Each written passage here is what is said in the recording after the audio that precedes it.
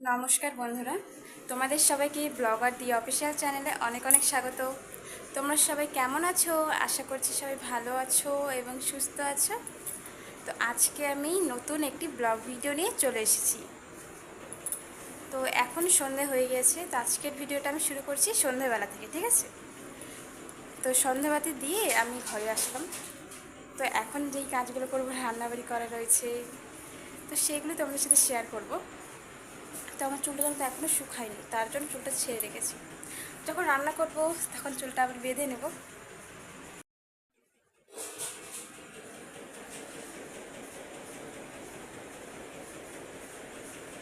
তো আমার সব কিছু গোছানো রয়েছে ড্রেসিং টেবিলে। আর এদিকে দেখতে পারো রোজকার একই অবস্থা, বৃষ্টি, জামা কাপড় ভেজা, জামা কাপড় শুকাচ্ছে না।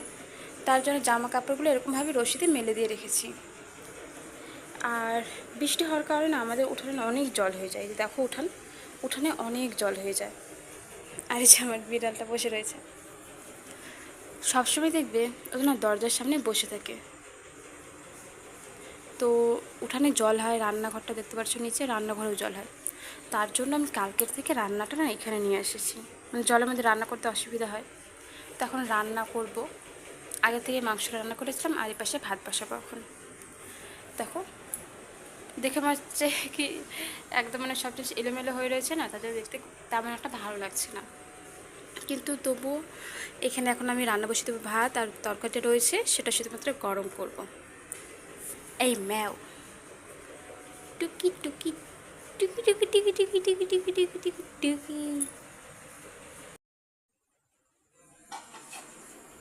এখন বসিয়ে দিলাম ভাত, আর এখানে বসিয়ে দিয়েছি মানে ভাতের মধ্যে আলু দিয়ে দিয়েছি, তো ভাতগুলোতেও আলু সিদ্ধ মাখা হয়ে যাবে। আর এদিকে হচ্ছে তরকারিটা গরম করছি আর কি, তরকারি হচ্ছে না তেমন কিছু। তো এইদিকে তো আমি রান্না বসিয়ে দিয়েছি আর কি, রান্না হচ্ছে। এইদিকে আমার বিড়ালটাও ঘুমাচ্ছে।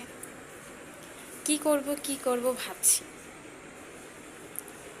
চুলটা তো এক ভিজা, শুকাচ্ছে না, তারপর গরমও লাগছে। চার্জারটা অনেকক্ষণ লাগানো রয়েছে, খুলতে ভুলে গেছি চার্জারটা। দেখো এখানে আমার কিছু জিনিস রয়েছে, একদম খাটের পাশে একটু ছোট্ট জায়গা বানিয়ে নিয়েছি, যেখানে আমি জিনিসগুলো রাখতে পারি আর কি। একটু ফুল গাছ, এখানেও একটি ফুল গাছের মতন বানিয়েছি সুন্দর নিজের হাতে। এটা আমি নিজের হাতে বানিয়েছি, সুন্দর একটি টেডিবেয়ার টাইপের। আমার কাছে টেডিবেয়ার নেই, তো আমি নিজেই বানিয়ে নিয়েছি। তো দেখতে কিন্তু সুন্দর লাগে। নিজের হাতে বানানো প্রত্যেকটা জিনিস যেমনই হোক না কেন, নিজের কাছে অন্তত খুবই ভালো লাগে। আরও একটি জিনিস দেখাই, যেটা আমার নিজের হাতে বানানো। এই যে এই প্রজাপতিগুলো দেখতে পারছো, এই প্রজাপতিগুলো কিন্তু আমার নিজের হাতেই বানানো। এই টিভিটা উপরে রয়েছে, টিভিটা আমার দেখি না, টিভিটা নষ্ট আর কি। তো মনে হয় তোমাদের দাদাভাই চলে এলো কাজের থেকে। তো দেখো আমি এইভাবে আমার ভাতের মার ছেঁকে থাকি, অনেকক্ষণ হাতে ধরে থাকলে না গরম লাগে। প্রথমে এখানে মারটা ছেঁকে নিয়ে তারপর এখানে বসিয়ে রাখি, যতটা মার থাকে এখানে পড়ে যাবে। আর এদিকে দুধ গরম করার জন্য বসিয়ে রেখেছি। জালটা কম থাক, বেশি জাল দিলে উতলে আবার পড়ে যেতে পারে, তার জন্য কম জাল থাক। আর এখানে বসে থাকবো। ওর চোখে আলো লাগছে, তাই চোখটা না ঢেকে রাখলো। চোখে আলো পড়লে তো ঘুম একদমই হবে না। ম্যাও ম্যাও ম্যাও ম্যাও ম্যাও ম্যাও। আচ্ছা চোখে আলো লাগে, ঠিক আছে ঠিক আছে, সরি সরি। তো এদিকে আমি দুধটা একটা গ্লাসের মধ্যে রেখে দেবো অর্ধেকটা, আর একটু দিয়ে চা বানাবো। এখন দুধ চা বানাবো কিছুটা দিয়ে, তো রেখে দিলাম। আর একটু দিয়ে বানাবো দুধ চা। চা তো বসিয়ে দিয়েছি।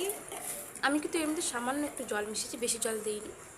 দুধটা যেহেতু আগে থেকে অনেক গরম, তো বেশি গরম হতেই আমি দিয়ে দেবো 2 চামচ চিনি। কারণ চিনিটা সবাই একটু কম খায়, তার জন্য বেশি চিনি দেবো না, অল্পই চিনি দেবো আজকে। তো চিনিটা জাল হতে দিয়ে দেবো চা পাতা।